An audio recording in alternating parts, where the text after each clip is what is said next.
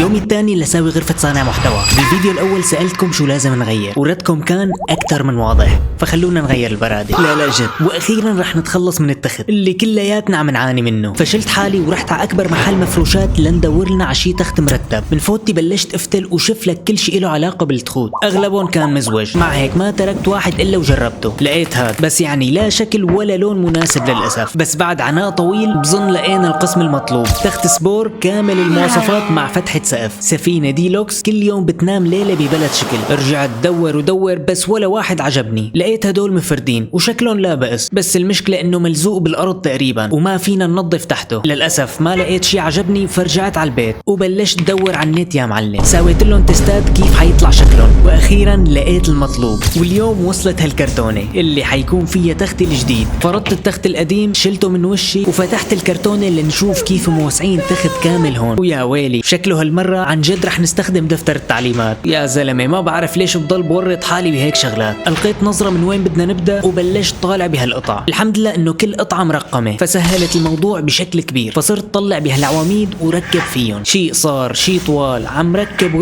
وانا مو فهمان شي. وهلا اجا وقت نوصل كل شي مع بعض. فضيت المكان كله، سميت بالله وفتت فوتي، وشكله ماشيين بالطريق الصح. هلا اجا وقت نحط براغي لنثبتهم. بلشت من اول زاوية، وهون عرفت انه الشغله حتاخد وقت غير شكل، خصوصي انه العده اللي بتجي مع التخت يعني بتصعب الشغل بدل ما تسهله. هلا بلش يبدا يصير شكله تخت. كملت تركيب فيه وانا مروق انه كل شيء عم يزبط من اول مره. رجعت لشوف شو الخطوه اللي بعدها، واكتشفت اني مركب كل القطع بالمقلوب، والفتحات مكان ما بينحطوا الرجلين لازم يكونوا لبرا. تنرفزت بشكل لا يوصف. ركبتهم صح وقلبت الاطار على قفاه لنكمل. حطيت الرجلين وبعدها حطيت هدول. رجعت قلبته وظبطت الرجلين على مستوى الارض. وهلا اجى وقت نحط كل العواميد بالنص، وهيك بيكون تقريبا جهز التخت. شيكت شو الخطوه اللي بعدها وطلع حواف التخت، وبلشت بتركيبهم وحده وحده. بعدها ركبت محل فيش الكهرباء، ركبته وحطيت شريط الليد على داير التخت كله من تحت. وهلا اجى وقت نجرب اذا شغال الليد. والله طلع شيء اسطوري على الاخير، لك كانه التخت طاير. كل شيء كان رواق لوقت ما تذكرت انه نسيت اشتري فرشه. الفرشه اللي عندي صغيره كتير لهالتخت، فحطيتها مؤقت وطلبت وحده على السريع. ثاني يوم الصبح وصلتني، فتحتها وبلش صوت التنفيس يطلع على